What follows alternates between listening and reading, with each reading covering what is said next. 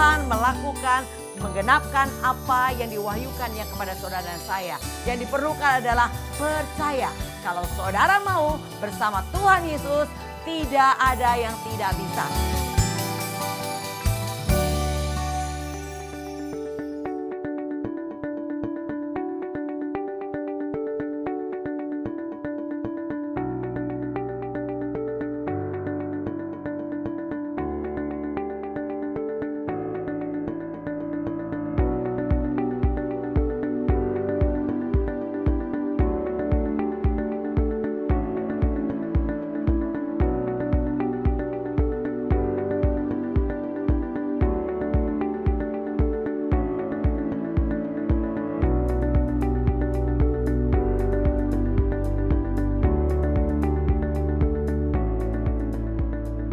Shalom sahabat penerobos, salam jumpa kembali bersama GOB, Generation of Breakthrough. Ya, hari ini kita akan membahas satu tema, melayani dengan cinta. Mari sama-sama kita akan berdoa sebelum memulainya. Bapa, kami mengucap syukur untuk kembali kesempatan pada saat ini kami menerima kebenaran firman Tuhan. Roh Kudus sendiri yang mewahyukan hikmat dan pengertian. Buat kami mengerti apa yang Tuhan mau sampaikan pada saat ini. Berbicara Tuhan, kami siap mendengarkan. Dalam nama Tuhan Yesus, haleluya, amin. Ya saudara, tema kita tadi melayani dengan cinta, dan ayat bacaan kita dari Filipi 3 ayat 7 sampai dengan 8. Tetapi apa yang dahulu merupakan keuntungan bagiku, sekarang kuanggap rugi karena Kristus. Malahan segala sesuatu kuanggap rugi karena pengenalan akan Kristus Yesus Tuhanku, lebih mulia daripada semuanya. Oleh karena dialah aku telah melepaskan semuanya itu dan menganggapnya sampah, supaya aku memperoleh Kristus. Ya saudara, kita belajar dari Rasul Paulus, bagaimana Rasul Paulus meninggalkan kehidupannya sebagai penganiaya pengikut jalan Tuhan. Kita tahu ceritanya bagaimana Paulus saat itu pergi ke Damsik membawa surat dari imam besar untuk menangkap pengikut jalan Tuhan. Tetapi di tengah jalan ia berjumpa dengan Tuhan Yesus secara pribadi. Nah, setelah perjumpaan dengan Tuhan itu, Paulus atau dahulu disebut Saulus mengalami proses pembentukan, pengujian, sehingga ia masuk dalam rencana Tuhan. Nah, prosesnya adalah pertama, saudara, kita lihat Kisah Para Rasul 9 ayat 8. Saulus bangun dan berdiri, lalu membuka matanya, tetapi ia tidak dapat melihat apa-apa. Mereka harus menuntun dia masuk ke Damsyik. Ya, pertama proses yang dialami oleh Paulus adalah Saulus, matanya buta, saudara. Jadi pada saat dia berjumpa dengan Yesus, maka matanya buta. Dan proses berikutnya dalam Kisah Para Rasul 9 ayat ke-9. 3 hari lamanya ia tidak dapat melihat, dan 3 hari lamanya ia tidak makan dan minum. Nah, itu prosesnya. Jadi saat berjumpa dengan Tuhan Yesus secara pribadi, matanya buta, lalu ia tidak makan dan tidak minum selama 3 hari lamanya. Nah saudara, Tuhan tetapi di tengah proses selalu memberikan solusi, saudara. Yaitu pertama, solusi yang diberikan Tuhan kepada Saulus adalah yaitu seorang murid Tuhan di Damsyik bernama Ananias yang mendapat penglihatan bahwa dia untuk pergi ke satu jalan yang namanya jalan lurus dan carilah rumah Yudas, seorang yang bernama Saulus. Jadi pada saat itu Saulus ada di sebuah rumah, yaitu rumah yang namanya pemiliknya adalah Yudas. Nah pada saat itu seorang murid Tuhan yang bernama Ananias mendapat penglihatan ketika berdoa untuk pergi menuju ke rumah Yudas itu untuk berjumpa dengan Saulus. Itu solusinya, Kisah Para Rasul 9 ayat 11. Firman Tuhan, mari pergilah ke jalan yang bernama jalan lurus dan carilah di rumah Yudas seorang Tarsus yang bernama Saulus. Ia sekarang berdoa. Ya. Dan juga bukan hanya solusi diberikan kepada seorang bernama Ananias, murid daripada Tuhan Yesus, tetapi Saulus juga berdoa. Maka Saulus ketika berdoa mendapat penglihatan seorang yang bernama Ananias menumpangkan tangan ke atasnya supaya dapat melihat.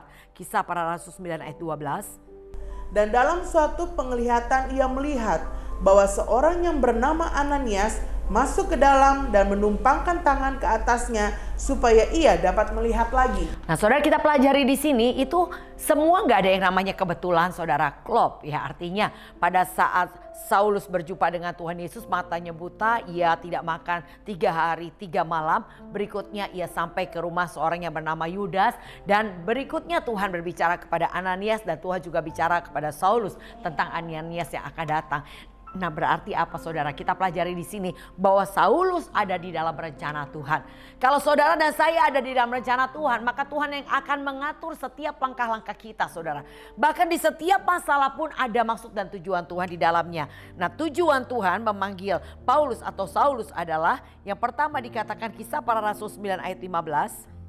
Tetapi firman Tuhan kepadanya, "Pergilah, sebab orang ini adalah alat pilihan bagiku untuk memberitakan namaku kepada bangsa-bangsa lain, serta raja-raja dan orang-orang Israel." Ya, ada tujuan Tuhan memanggil Saulus. Dikatakan tujuannya adalah untuk Saulus memberitakan nama Tuhan kepada bangsa-bangsa lain serta raja-raja dan orang-orang Israel. Itu tujuan panggilan Tuhan kepada Paulus. Dan berikutnya yang Paulus harus tanggung adalah ia begitu banyak mengalami penderitaan yang harus ditanggung oleh karena nama Tuhan. Tapi apakah Paulus mundur? Kita tahu ceritanya, tidak ada kata mundur bagi Paulus. Nah, akhir dari proses yang dijalani oleh Paulus adalah dikatakan Kisah 9 ayat 18. Dan seketika itu juga seolah-olah selaput gugur dari matanya, sehingga ia dapat melihat lagi. Ia bangun lalu dibaptis. Iya, jadi ternyata semua hanya proses dan ujian untuk membuat Paulus melihat Tuhan. Siapakah Tuhan? Yang dahsyat, yang memanggil, memilih, dan ia memulihkan. Dan demikian dikatakan seketika itu juga ketika Ananias menumpang tangannya atas Paulus, maka selaput gugur dari matanya sehingga ia dapat melihat lagi. Ia bangun lalu memberi dirinya dibaptis. Jadi setiap proses pasti ada solusi, dan di dalam setiap solusi pasti ada tujuannya. Dan demikian juga Kisah Rasul 9 ayat 20 dan 21 dikatakan demikian. Ketika itu juga ia memberitakan Yesus di rumah-rumah ibadat dan menyatakan bahwa Yesus adalah Anak Allah. Semua orang yang mendengar hal itu heran dan berkata, "Bukankah dia ini yang di Yerusalem mau membinasakan barang siapa yang memanggil nama Yesus ini? Dan bukankah ia datang ke sini dengan maksud untuk menangkap dan membawa mereka ke hadapan imam-imam kepala?"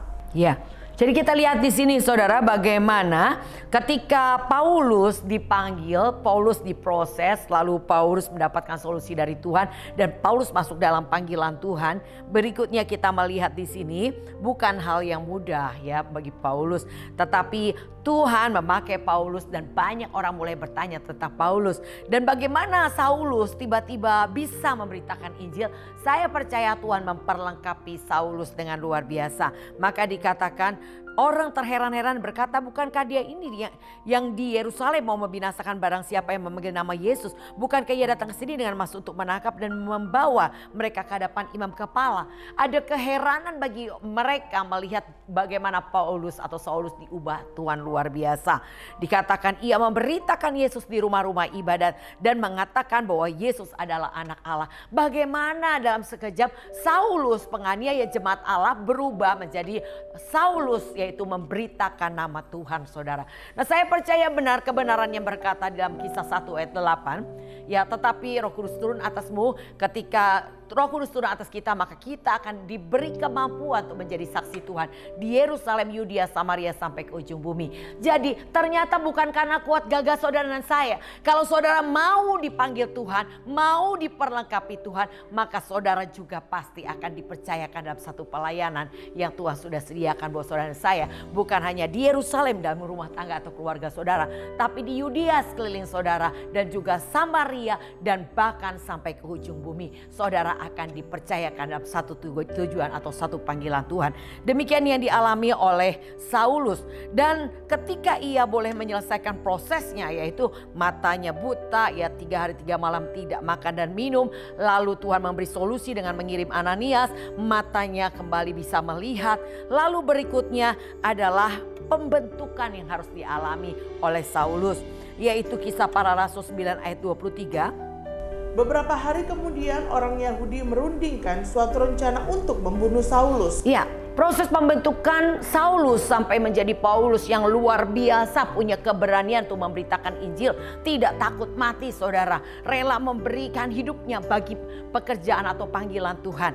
Yaitu Saulus mengalami proses, yaitu dikatakan tadi di ayat 23 bahwa dikatakan orang Yahudi merundingkan suatu rencana untuk membunuh Saulus. Direncanakan untuk membunuh Saulus. Dan bahkan bukan hanya itu saja, Kisah Para Rasul 9 ayat ayat 26 dikatakan, Setibanya di Yerusalem, Saulus mencoba menggabungkan diri kepada murid-murid, tetapi semuanya takut kepadanya karena mereka tidak dapat percaya bahwa ia juga seorang murid. ya, jadi saudara, tidak dipercaya oleh murid-murid bukan satu hal yang mudah bagi Saulus untuk melanjutkan pekerjaan pelayanan yang dipercayakan oleh Tuhan kepadanya. Ia dikatakan di sini di ayat ke-26 tadi bahwa dikatakan ketika Saulus mencoba menggabungkan diri kepada murid, tapi semuanya takut kepadanya karena mereka tidak dapat percaya bahwa ia juga seorang murid. Saudara, tidak dipercaya. Apakah Paulus mundur? Kita tahu ceritanya, Paulus tidak ada kata mundur.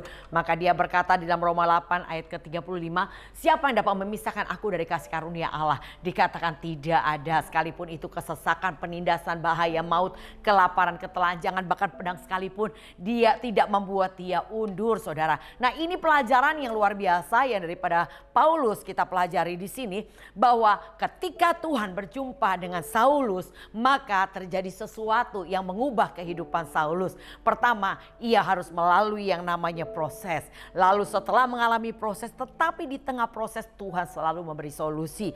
Dan ketika ia boleh menerima solusi daripada Tuhan, maka ia mulai mengerti bahwa Tuhan memanggil dia untuk satu tujuan.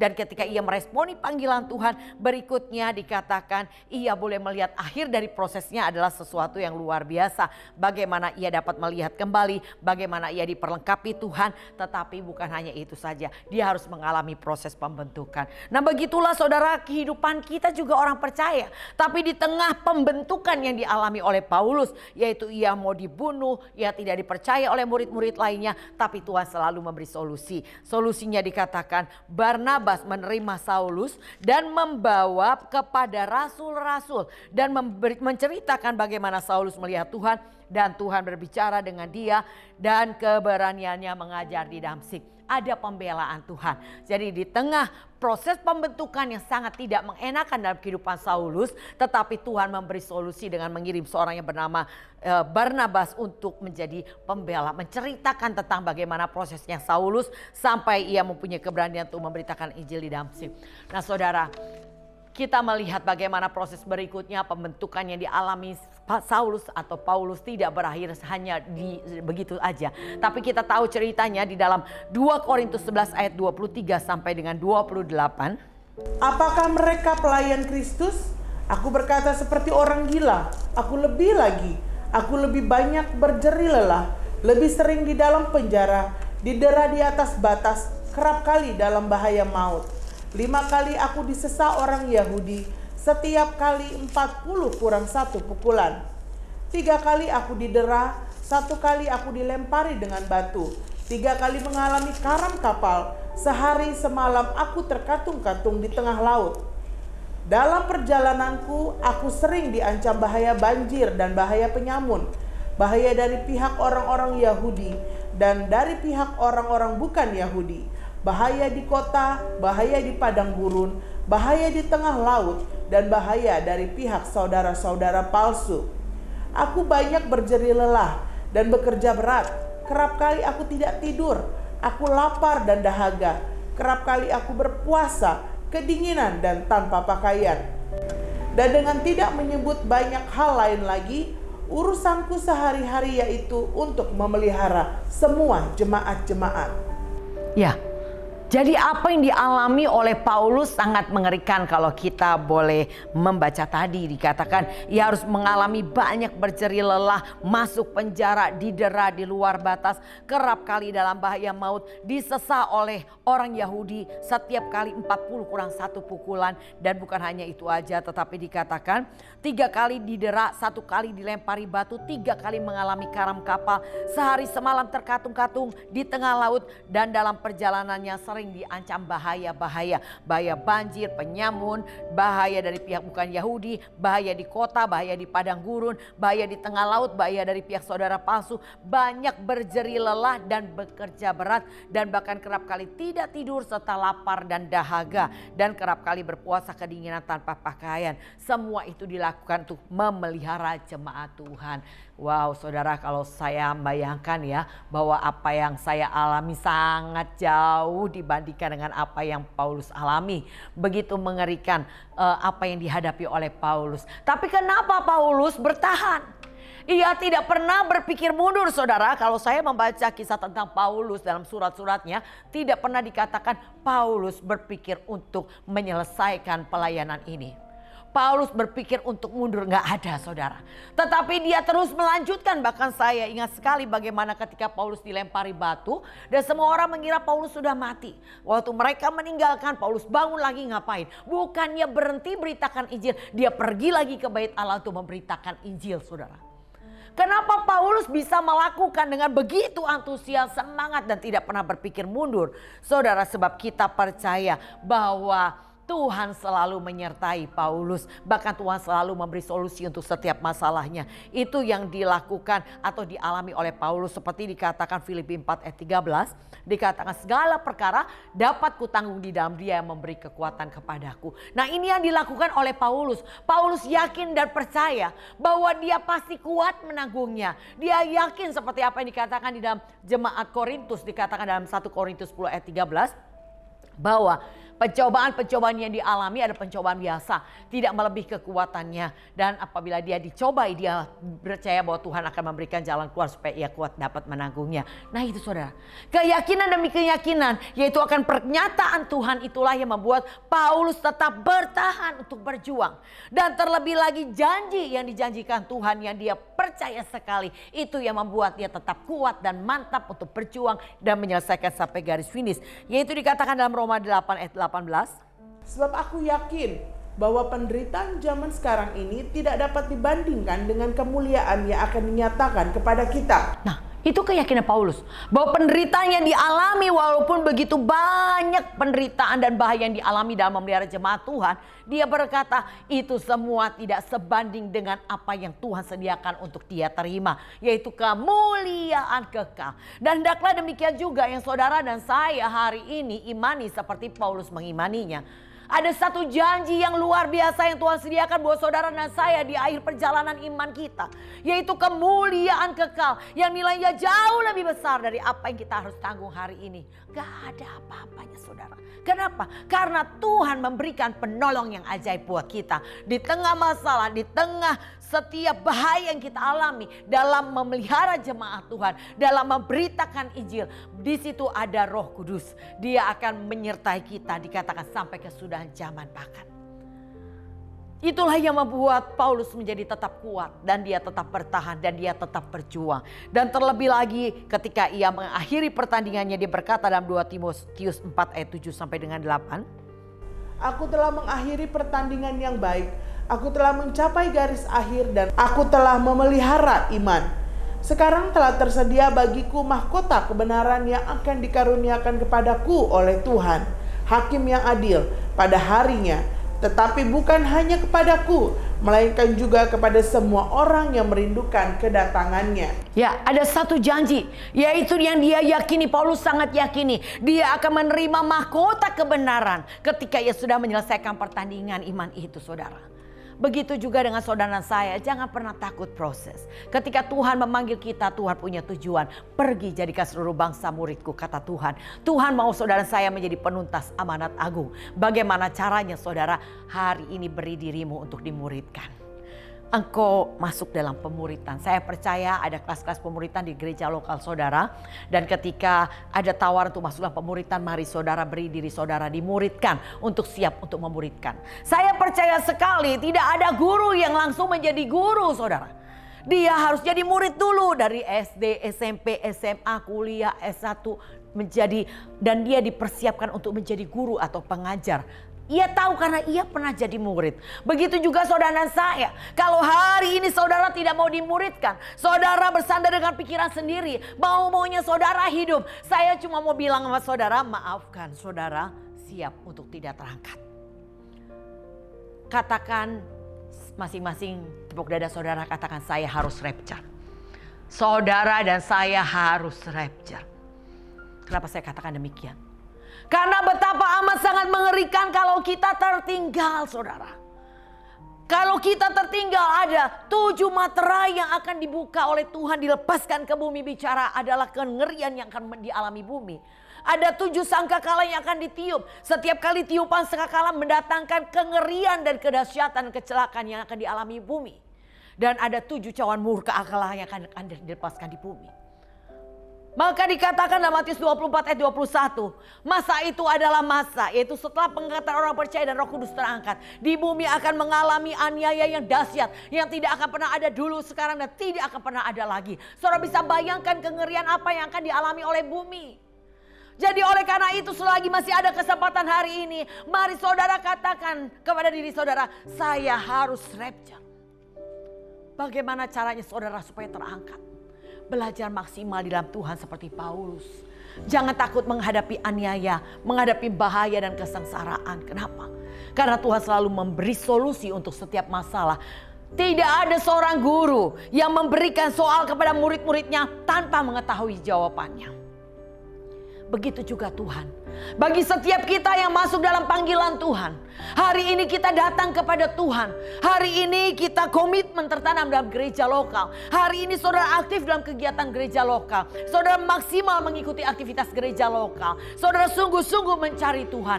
Saya percaya hidup saudara ada di dalam rencana Tuhan. Dan hidup saudara yang di dalam rencana Tuhan, itulah yang akan membawa saudara yang namanya dalam proses. Tapi di tengah proses ada solusi. Bukan hanya proses, saudara harus mengalami pembentukan. Nah, pembentukan hidup kita menuju kesempurnaan diperlukan adalah ketekunan. Apa yang baik yang saudara sudah lakukan hari ini, mari saudara terus melakukannya, dan jangan ada yang menghentikan untuk saudara melakukannya. Lakukan apa yang baik dan terus melakukannya dalam ketekunan sampai engkau disempurnakan. Dikatakan dalam Yakobus 1 ayat keempat, ketekunan kalau sudah matang akan menghasilkan buah sempurna, utuh dan tidak kekurangan suatu apapun. Jadi kesempurnaan hanya akan diperoleh kalau saudara tekun. Tekun apa? Melakukan pekerjaan baik. Tekun cari Tuhan. Tekun beribadah kepada Tuhan. Dan bukan hanya tekun, tapi saudara taat. Ketaatan itu penting ada pada saudara saya. Kepada siapa? Tuhan, ya. Tetapi Tuhan tidak terlihat. Yang terlihat adalah para pemimpin-pemimpin di depan saudara. Pemimpin rohani saudara. Taat saudara. Karena kalau saudara taat, saudara akan dibawa untuk terus dibawa menuju ke tempat atau ke tempat yang sesungguhnya kita tuju. Yaitu kerajaan surga. Karena saudara dan saya kita diumpamakan sebagai domba. Domba binatangnya tidak bisa pulang kandang tanpa dituntun oleh gembala. Jadi nurut apa kata gembala saudara. Nurut apa kata para pemimpin rohani saudara. Percayalah mereka diurapi Tuhan, diperlengkapi Tuhan untuk membawa setiap dombanya sampai kepada tujuan. Karena kalau saudara sudah tidak taat, maka dikatakan 1 Petrus 1 ayat yang ke-14. Hiduplah sebagai anak-anak yang taat dan janganlah turuti hawa nafsu yang menguasai kamu pada waktu kebodohanmu. Ya, saudara hanya diperlukan taat. Seperti Paulus, saya percaya Paulus adalah seorang yang taat. Menurut apa yang diwahyukan oleh Roh Kudus, itulah dia taat untuk pergi dan melakukan. Walaupun ada begitu banyak resiko yang harus dialami, yaitu bahaya-bahaya yang harus dialami Paulus. Paulus tidak pernah tidak taat. Dia taat, dia pergi, dia melakukannya walaupun dia harus dipenjara. Tetapi di penjara ia tidak berhenti untuk memuji dan menyembah Tuhan. Lalu dia melihat bagaimana rantai yang membelenggunya itu terlepas, pintu penjara terbuka. Ia melihat Tuhan di tengah proses yang dihadapinya ketika ia tetap fokus kepada Tuhan. Jadi inilah yang harus saudara dan saya alami. Saudara sudah masuk dalam panggilan Tuhan hari ini ketika engkau mendengar program ini. Engkau sudah masuk di dalam rencananya Tuhan ketika engkau ada di dalam gereja lokal dan engkau sudah melayani di dalam gereja lokal saudara. Saudara sudah ada di dalam panggilan Tuhan. Yang diperlukan hari ini adalah tekun tetap dalam panggilanmu. Iblis tidak akan pernah membiarkan engkau tetap dalam panggilannya. Ia berusaha membuat engkau berhenti dan engkau mulai mengurangi, mengundurkan diri dan akhirnya engkau hilang. Itulah yang iblis mau. Dia mencobai manusia dengan satu tujuan, menjauhkan kita dari Tuhan. Saya mau katakan kepada saudara, jangan biarkan dirimu menjauh daripada Tuhan. Karena menjauh daripada Tuhan mendatangkan kehancuran dan ketidakpastian hari depan. Hanya Tuhan yang memberi jaminan kepastian. Jadi mari saudara belajar, latih dirimu menjadi para penerobos di akhir zaman. Seorang penerobos tidak akan pernah menyerah, tidak akan pernah berhenti. Walaupun yang dilihat mengecewakan, walaupun yang didengar menyakitkan, walaupun yang dihadapi menakutkan. Ia akan maju dan terus menyelesaikan pertandingan imannya sampai garis finish. Sama demikian yang dilakukan oleh Paulus. Paulus tidak berhenti, Paulus tidak menyerah, Paulus tetap dia berjalan di dalam jalan dan rencananya Tuhan dalam panggilannya untuk memberitakan Injil kepada mereka orang-orang yang dikatakan bangsa lain dan kepada raja-raja dan kepada orang-orang Israel. Begitulah saudara, Tuhan memanggil saudara dan saya hari ini untuk masuk dalam panggilannya. Jangan menyerah, jangan saudara mengurangi, jangan saudara mengundurkan diri. Apa yang baik saudara lakukan, lanjutkan dan selesaikan sampai garis finish. Karena di garis finish saudara akan melihat kemuliaan.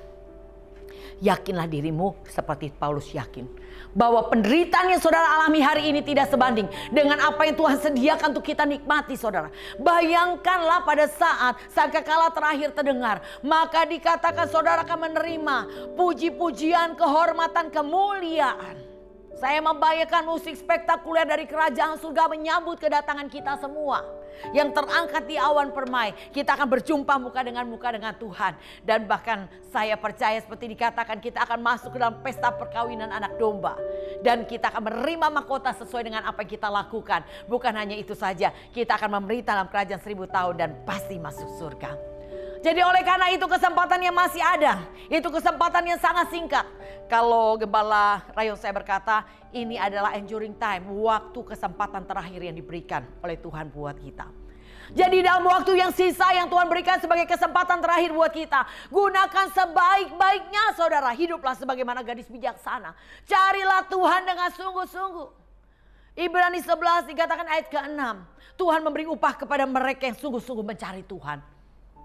Jangan lepaskan kepercayaanmu. Ibrani 10 ayat 35-36 dikatakan, karena besar upah yang menantinya. Ada satu janji besar yang Tuhan sediakan. Oleh karena itu beri dirimu dipanggil seperti Saulus masuk dalam panggilan Tuhan. Walaupun dia mengalami proses, mengalami pembentukan, ia tidak menyerah, ia tidak mundur. Ia tetap maju dan dia taat melakukan apa yang menjadi panggilan di dalam hidupnya. Sehingga ia boleh menyelesaikannya sampai garis finish dan janji mahkota kebenaran akan diperolehnya. Begitu juga buat saya, saudara dan saya. Demikian sahabat penerobos, biarlah sahabat penerobos yang hari ini sudah dalam panggilan Tuhan tetap bertahan dalam panggilannya. Jangan menyerah. Jangan berhenti untuk saudara masuk atau tetap dalam panggilannya. Karena apapun dilihat, didengar, dihadapi, jangan membuat engkau berhenti. Fokus, pandanglah Yesus. Ia sudah memberi teladan sebagai jejak yang harus kita ikuti. Belajar abaikan kehinaan yang kau hadapi atau kau alami atau apa yang kau dengar. Dan maju terus pikul salibmu. Saya percaya Roh Kudus yang hari ini masih menyertai kita. Dia akan terus menyertai kita. Dia menolong, dia memberi kekuatan, dia memberi solusi untuk setiap masalah saudara dan saya. Saya akan berdoa buat sahabat penerobos yang hari ini mungkin dalam keadaan belum terlalu sungguh-sungguh melayani Tuhan dengan cinta. Kalau kau bisa melayani Tuhan dengan cinta seperti Paulus, karena cintanya kepada Tuhan, ia memberi hidupnya kepada Tuhan. Ia tidak pernah berhenti dan tidak pernah berpikir menyerah. Sedemikianlah kita juga harus melakukannya. Layani Tuhan dengan cinta. Maka walaupun orang memaki engkau, menganiaya, tidak memuji engkau, engkau tidak akan pernah mundur untuk melayani dia. Karena engkau mencintai Tuhan dengan sesungguhnya. Mari saudara, saya akan berdoa. Angkat tanganmu. Bapa, kami berdoa Tuhan, khususnya buat sahabat penerobos yang hari ini melayani Tuhan tapi belum terlalu sungguh-sungguh. Masih banyak alasan-alasan yang membuat kami tidak bisa hadir, tidak bisa melayani Tuhan. Saat ini hamba berdoa, Tuhan jamah dalam nama Tuhan Yesus. Taruhkan hatimu atas kami, hati yang penuh cinta, melayani dengan cinta, sehingga Engkau memberi nyawamu bagi keselamatan kami. Sedemikian menjadi teladan buat hidup kami, untuk kami melayani dengan cinta. Tidak ada yang membuat kami undur dari melayani Tuhan. Kami akan terus menyelesaikan pelayanan kami sampai kami Tuhan panggil atau ubah dalam tubuh kemuliaan. Terima kasih untuk kuasa-Mu yang sudah menjamah kami semua sahabat penerobos dalam nama Tuhan Yesus. Haleluya. Amin. Demikian sahabat penerobos, biarlah menjadi berkat buat kita semua. Tetap layani Tuhan dengan cinta saudara. Dan saya percaya Tuhan yang akan menyertai, memampukan saudara untuk tetap melakukannya sampai di garis finish. Tuhan Yesus memberkati. Saya undang kembali sahabat penerobos untuk bergabung bersama kami dalam komunitas penerobos. Catat nomor di bawah ini dan katakan, saya rindu bergabung dalam komunitas penerobos. Saya akan kasih linknya buat saudara melalui media Zoom. Tuhan Yesus memberkati. Salam GOB.